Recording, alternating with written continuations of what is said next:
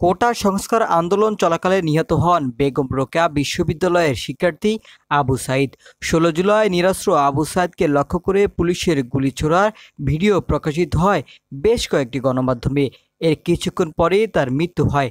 তবে মামলার এজাহারে পুলিশের গুলিতে সাইদ নিহত হওয়ার বিষয়টি উল্লেখ করা হয়নি। এজাহারে বলা হয়েছে, বিক্ষোভকারীরা বিভিন্ন দিক থেকে গুলি ছুড়তে থাকে এবং ইটের টুকরো নিক্ষেপ করতে থাকে। এক পর্যায়ে একটি শিক্ষার্থীকে মাটিতে পড়ে যেতে দেখা যায়। সহপাঠীরা সাইদকে রংপুর মেডিকেল কলেজ হাসপাতালে নিয়ে গেলে কর্তব্যরত চিকিৎসক তাকে মৃত ঘোষণা করে।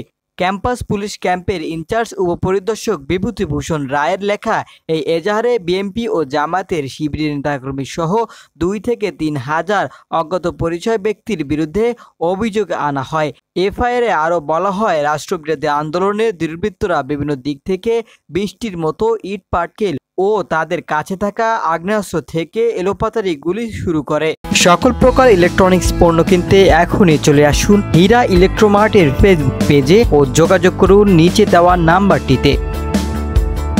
তবে শিক্ষার্থীদের অভিযোগ, নিজেদের দোষ ঢাকতেই বিক্ষোভকারীদের উপর দোষ চাপাতে চাইছে পুলিশ। তারা বলছে, নিরস্ত্র আবু সাইদকে সামনে থেকে গুলি করে হত্যা করলেও মামলায় আবু সাইদকে গুলি করার কথা উল্লেখ করেননি পুলিশ।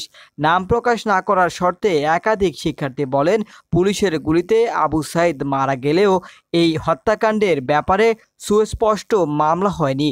উল্টো নিজের দোষ ঢেকে পুলিশ দায়ী করেছে আন্দোলনকারীদের। এফআইআরের বিষয়ে এসআই বিভূতিভূষণ বলেন, আমি মাত্র মামলা দায়ের করছি, তদন্তকারী কর্মকর্তা তথ্য যাচাই করবেন।